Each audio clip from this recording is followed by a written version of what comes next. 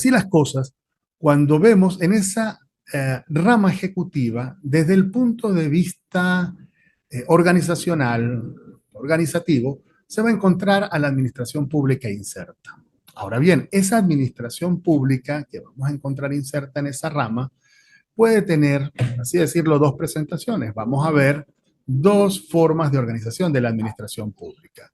En la rama integrante del poder público nacional o de la rama integrante del poder público estatal o del municipal, vamos a ver inserta a la administración pública central. Esa organización, administración pública central, va a estar integrada por esos órganos que están a nivel nacional bajo la rectoría del presidente, a nivel estatal bajo, más que la rectoría, disculpen, la subordinación al presidente, porque es el principio de jerarquía el que rige ahí, en la rama estatal bajo la subordinación al gobernador y en la rama municipal bajo la subordinación al alcalde.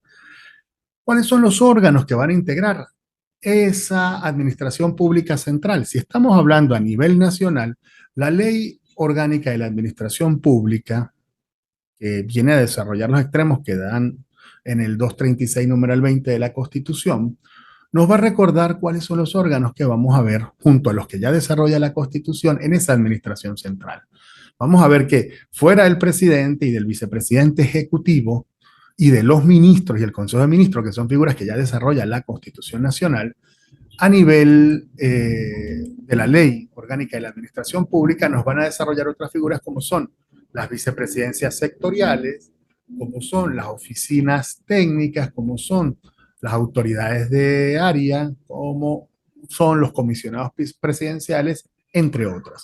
A esos efectos podemos ver en la Ley Orgánica de Administración Pública cómo se organiza la Administración Pública Nacional centralizada.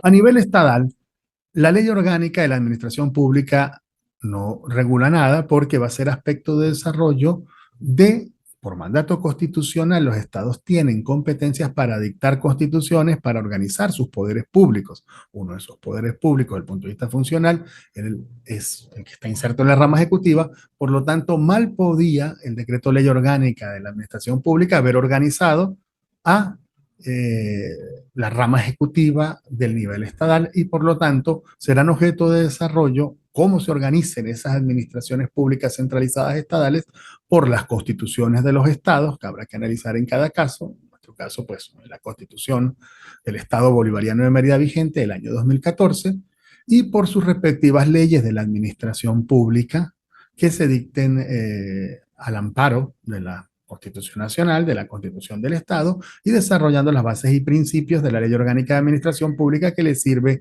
como ley base en el marco del 165 constitucional. A nivel municipal, tendremos que atenernos a los extremos que regule la Ley Orgánica del Poder Público Municipal, así como a los extremos que regulen las respectivas ordenanzas de administración pública que dicten cada uno de estos municipios. En principio, entonces, en esta administración central vamos a encontrarnos con órganos que van a estar subordinados, principio de jerarquía, que lo vamos a ver en la Ley Orgánica de la Administración Pública, vean ustedes por allá el artículo 28, subordinados a ese máximo jerarca. ¿Qué sucede? Que como la Constitución ha repartido competencias entre el nivel nacional, el nivel estatal y el nivel municipal, y estas competencias deben ser desarrolladas por la República, estados y municipios a través de sus órganos respectivos, el grueso de estas competencias de desarrollo por la administración pública centralizada, cuando hablamos de actividad administrativa, porque a fin de cuentas recuerden que ese poder público, tres son las grandes funciones que va a ejercer. Ese poder público o va a legislar o va a sentenciar, y cuando no esté legislando o sentenciando, principio residual de la actividad administrativa, va a estar administrando. Consecuentemente, el grueso de la actividad del poder público recae en la rama ejecutiva, recae en la administración pública centralizada, inserta en esa rama ejecutiva. Pero hay casos en los cuales esa administración pública que tiene que cumplir con competencias se dará cuenta de que ella por sí misma no será lo suficientemente eficiente, a lo mejor para cumplirla a través de esa administración centralizada, y entraremos en un mundo llamado el mundo de la descentralización funcional. Estaremos entrando en el mundo de la administración pública descentralizada funcionalmente, la cual No sé si el profesor Freddy le parece, la dejaremos para la segunda sesión ahorita de desarrollo. Sí, Para la administración pública descentralizada sí, funcionalmente. quedan 10 minutos. Nos quedan 10 minutos. Ah, no, bueno, perfecto. Quedan 10 minutos. Aquí te va. Perfecto. Podemos entonces perfectamente Aquí te va. desarrollarla antes de que termine este primer módulo y nos veamos en el siguiente. Vean ustedes, como refería, en la administración pública central, que tiene las competencias asignadas de la República, Estado o municipio, las que le haya dado la Constitución, no lo digo yo, eso es lo que dice el artículo 29 de la Ley Orgánica de la Administración Pública y que también desarrolla la Ley Orgánica de Administración Financiera del Sector Público. Habrá casos en los cuales esa administración pública central se da cuenta que tiene unas competencias asignadas, pero que ella, a través de sus órganos, a lo mejor no es lo suficientemente eficiente para cumplirlas. Cuando se dan estos parámetros, como bien decía, estamos con las condiciones dadas para crear una persona distinta a la República, al Estado o al municipio para asignarle esas competencias para que las ejerza de forma mucho más eficiente. En otras palabras, estamos dando entrada a la figura de la administración pública descentralizada funcionalmente.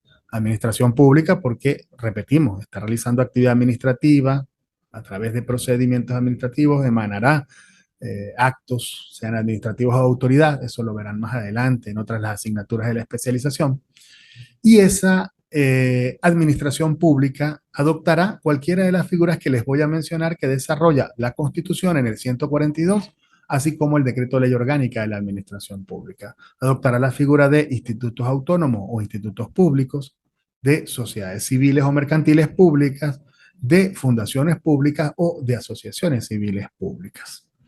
Ahora bien, estas personas que son distintas a la República, estados y municipios, ¿cómo se van a crear?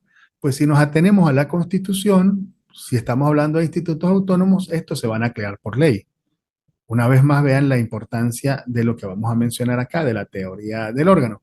La República, a través de sus órganos competentes, o el Estado, a través de su órgano competente, para utilizar mejor la concordancia de número, o el municipio, a través de su órgano competente, cual los que puedan dictar leyes podrán sancionar leyes que creen institutos autónomos. Si estamos hablando entonces del nivel nacional, la República, por órgano de la Asamblea Nacional, si quiere crear la República un instituto autónomo, su órgano legislativo, Asamblea Nacional, debe sancionar una ley de creación del instituto autónomo, porque el 142 constitucional nos dice que se crean por ley. Una vez sancionada la ley, obviamente, como lo regula la propia Constitución, remitirla al Ejecutivo para que sea promulgada y publicada. Si estamos hablando a nivel estadal, tendremos que atenernos a los procesos de formación de leyes dentro de los estados, que normalmente se regulan en las constituciones estadales, pero que se regulan muchas veces en términos similares al nacional.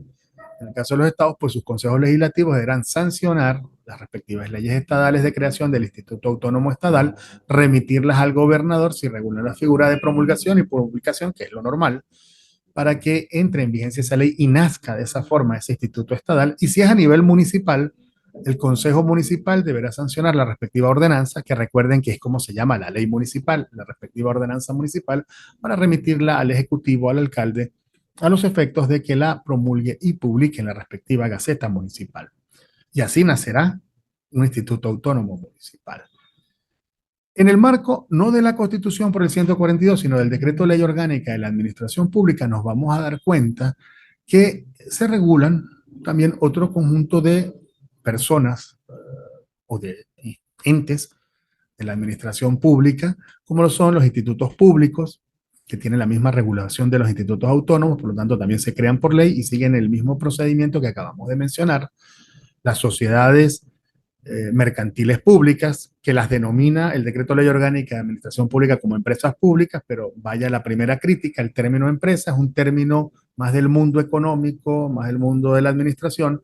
En el mundo jurídico nosotros hablamos en el marco del Código de Comercio, en el marco del derecho mercantil, hablamos de sociedades, o compañías anónimas o sociedades anónimas, sociedades mercantiles, responsabilidad limitada, saca, saica, pero hablamos de sociedades o de compañías. Digamos que el término empresa no es precisamente el más jurídico en nuestro ámbito. ¿Cómo se crearían? Pues igual, la República, a través de su órgano ejecutivo competente, cual el presidente, emanará un decreto donde autoriza la creación de esa sociedad mercantil. Si nos atenemos, todo lo que les estoy diciendo lo podrán verificar en el Decreto de Ley Orgánica de Administración Pública, como lo hablamos en el transcurso de la semana. Una vez que se dicta el decreto ordenando la creación, lo normal, el órgano que suele ser el representante legal de la República, la Procuraduría General de la República, queda muchas veces encargada de dictar los estatutos, documento constitutivo y de llevarlo a registro mercantil. Una vez que lo lleva a registro mercantil, esa persona, cuando se protocoliza dicho documento, llamada sociedad mercantil, nace. Esa empresa pública nacional nace. A nivel de los estados y a nivel de los municipios, el procedimiento será el mismo, decretos emanados del gobernador y alcalde, así como el deber de dictar los documentos constitutivos, estatuto, y llevarlos a protocolización en los registros mercantiles respectivos para que nazcan esas sociedades. Si nos atenemos ya no a las sociedades, sino a las fundaciones, igual tiene que haber un decreto del presidente, el gobernador o alcalde ordenando la creación, y deberá hacerse igual el documento constitutivo, el estatuto, y llevarlo al respectivo registro subalterno, y cuando se protocolice nacerá esa persona llamada fundación pública. Si hablamos de sociedades civiles públicas y asociaciones civiles públicas, el procedimiento también será similar: decretos autorizando la creación, documentos constitutivos y estatutos, y llevados a protocolización. Y en el momento en que se protocolizan, nacen esas personas con personalidad jurídica y patrimonio propio distinto de la República, del Estado o del municipio que les creó a través de sus órganos respectivos, y que ejercerán esas competencias que antes estaban en la administración central, pero que ahora estarán en esos nuevos entes que han nacido distintos de la República, Estados o municipios, y por lo tanto llamados entes descentralizados funcionalmente. Por eso, entes, porque van a tener personalidad jurídica y patrimonio propio distinto del ente político territorial que les creó, y descentralizados funcionalmente porque a la administración central literalmente le han arrancado, le han segregado competencias que les han dado a estas nuevas personas para que las cumplan de forma mucho más eficientes. Y en este caso estaremos hablando de la administración pública descentralizada funcionalmente. Estaremos hablando de esos entes que estarán adscritos, veremos más adelante, este mecanismo de control que va a tener la administración central sobre esas personas que acaba de crear para ejecutar mejor sus competencias.